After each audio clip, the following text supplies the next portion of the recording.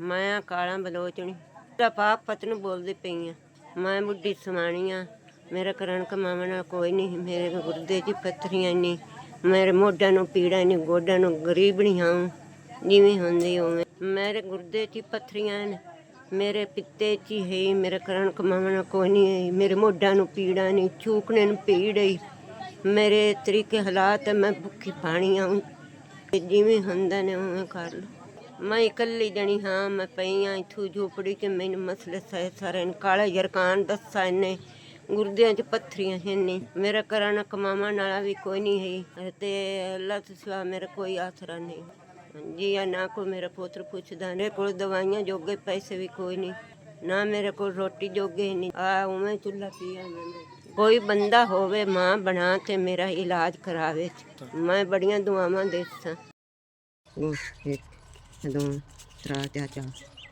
ਉਹ ਤੁਹਾਡੇ ਤਰਫੋਂ ਮੈਨੂੰ 4000 ਰੁਪਇਆ ਮਿਲ ਗਿਆ। ਮੈਂ ਦਵਾ ਦਿੰਦੀ ਪਈ, ਬੜੀ ਖੁਸ਼ ਹਾਂ।